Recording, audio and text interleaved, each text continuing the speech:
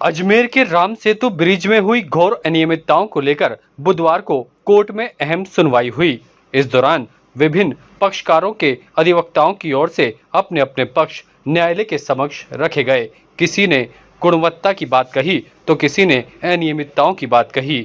इस दौरान अधिवक्ताओं ने अपने अपने सुझाव न्यायालय को दिए तो जिला कलेक्टर, स्मार्ट सिटी और नगर निगम की ओर से भी जवाब प्रस्तुत किया गया। इस दौरान बताया गया कि बेहतर गुणवत्ता नहीं होने के कारण एलिवेटेड रोड पर ये गड्ढा हुआ है और इस पर सख्त कार्रवाई होनी चाहिए। न्यायालय ने इस मामले में सुनवाई करते हुए 11 जुलाई तक सभी भुजाओं को बंद करने के आदेश जारी किए हैं। वहीं इस मामले में अलग अलग कई लोग पक्षकार बनने के लिए अर्जी भी दाखिल कर चुके हैं। जो करोड़ों रुपए के जनता के जो टैक्स से जो राम सेतु ब्रिज का जो निर्माण किया गया और उसको अभी 3 वर्ष भी नहीं हुए, और जिस प्रकार जो इस बरसात के अंदर जो ये जगह जगह गड्ढे हुए और जो इसमें क्षतिग्रस्त जो हुआ, उसको लेकर के जो जनप्रतिनिधिवाद जो हमने पेश किया, उसके अंदर 110 में हमारे जो पूर्व विधायक और स्मार्ट सिटी के पूर्व डायरेक्टर भी डॉक्टर राजकुमार जी जयपाल जी भी उसमें पक्षकार बनाया।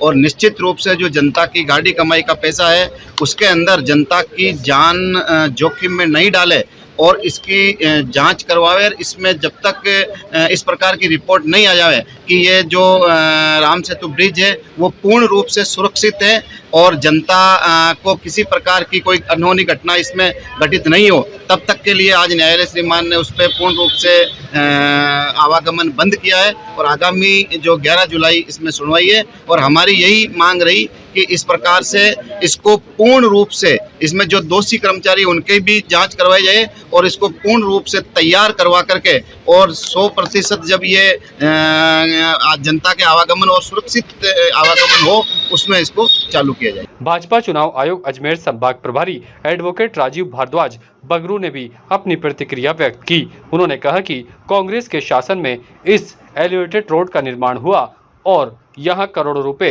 जनता के खर्च कर दिए गए। एलिवेटेड रोड किस लिए बनाया गया था उसका औचित्य आज तक नहीं निकला। खराब गुणवत्ता और खराब क्वालिटी के कारण ये लगातार यहाँ गड्ढे हो रहे हैं और इसकी निष्पक्ष जांच होनी चाहिए। उन्होंने कहा कि तत्कालीन मुख्यमंत्री अशोक गहलोत की ओर से इसका उद्घाटन किया गया था, करोड़ों रुपए खर्च कर दिए गए लेकिन कोई जांच नहीं हुई और अब भाजपा ने इसकी जांच के लिए मांग भी की है। जब सरकार थी तब तो सब भ्रष्टाचार में लिप्त थे और उसके बाद आज जाकर सभी लोग आम जनता को परेशान करने के लिए, जब कुछ दिन पहले अजमेर के जनप्रतिनिधियों द्वारा जांच कमेटियों का भी गठन कर दिया गया और जांच कमेटियों के गठन के बाद ये तय कर दिया भाई जो भी दोषी है उनके कार्रवाई की जाए।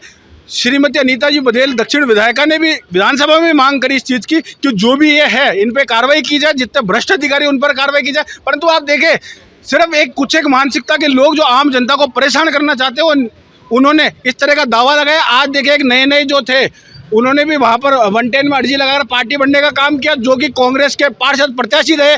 आप देखें पूर्व में जो इसमें 110 में अर्जी बने वो कहीं ना कहीं कांग्रेस के विधायक प्रत्याशी रहे, जो इसको पूरे केस को जिसमें भी जो वादीगण और जो भी पैरवी जो भी कर रहे हो तमाम लोग कांग्रेस से लिप्त लोग हैं और ये कहीं ना कहीं अजमेर की आम जनता को परेशान करने का काम कर रहे हैं। हालांकि कोर्ट ने जिला कलेक्टर को तुरंत प्रभाव से भुजाओं को बंद करने के निर्देश जारी कर दिए हैं। वहीं इस मामले में अधिवक्ताओं की ओर से भी अपनी अपनी राय रखी गई। आज स्मार्ट सिटी लिमिटेड की तरफ से व सरकार की तरफ से जो है उनके राजकीय अधिवक्ता उपस्थित हुए और नगर निगम की तरफ से भी उनकी पूरी फौज जो है नगर निगम के अधिकारियों की और जो इनके वकीलों की वो पूरी को अदालत के अंदर उपस्थित हुई। अदालत में पूरे मामले को बहुत गंभीरता से सुना गया। नगर निगम और स्मार्ट सिटी की ओर से आज अदालत में जवाब प्रस्तुत हुआ। वहीं याचिकाकर्ताओं की ओर से जो है लिखित जो है बहस माननीय न्यायालय के समक्ष प्रस्तुत की गई। उसके बाद में अदालत ने इस मामले को गंभीरता से सुना। राजकीय अधिवक्ता द्वारा जो ही प्रकाश में लाया गया, अदालत ने यह आदेश दिए कि 3 भुजाएं किस प्रकार से चालू है। यदि एक ही कंक्रीट, बजरी, सीमेंट और उसी की बनी हुई है तो निश्चित रूप से शहर की जनता की जान को जोखिम में नहीं डाला जा सकता है। इस पर माननीय न्यायालय श्री मनमोहन चंदेल जी ने आदेश जारी किए हैं कि 11 तारीख तक तत्काल सभी भुजाएं बंद कर रहे हैं और कलेक्टर को तत्काल अभी कार्रवाई करने के निर्देश दिए और अभी किसी प्रकार की कोई भुजा चालू रहती है तो ये न्यायालय की अवमानना होगी। यहाँ पर आप कहीं पे भी एलिवेटेड रोड को देखने जाएंगे तो उसके जो स्लैब लगे हुए हैं वो स्लैब सारे आरसीसी लोहे के बने होते हैं। यहाँ पर गडर लोहे के बने हुए नटों से कसे हुए हैं और नट जो हवा पानी सबके अंदर खुले रूप से, अगर कोई भी नट गलती से टूट गया तो कितनी बड़ी जनहानि होगी जिसका नहीं। आज जिस प्रकार से बड़ौदा, आनंद और अन्य 2 जगह भी बताया जा रहा है जिनके उद्घाटन नहीं हुए, वह बह गए या टूट गए, उसके बावजूद भी आज भी अजमेर का ना तो स्थानीय प्रशासन ना राज्य सरकार इसके लिए संवेदनशील नहीं है।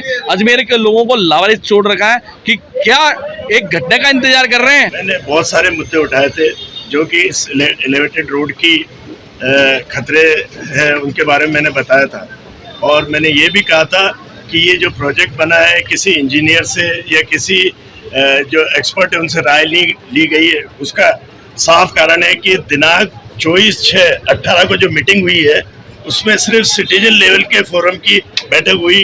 उन्होंने डिसाइड किया कि एलिवेटेड रोड कैसे बनेगी, मतलब कोई टेक्निकल इन्होंने राय नहीं ली, किसी इंजीनियर से राय नहीं ली और ये बना दिया गया है। उसका मैंने उसी वक्त घोर ऑब्जेक्शन किया था, तो मुझे एक मीटिंग में बुलाया, उसके बाद मुझे केंद्र सरकार ने डायरेक्टर से हटा दिया। ताज़ा खबरों के लिए देखते रहें सरेराह न्यूज। अपना फ़ोन उठाएं और सब्सक्राइब करना ना भूलें।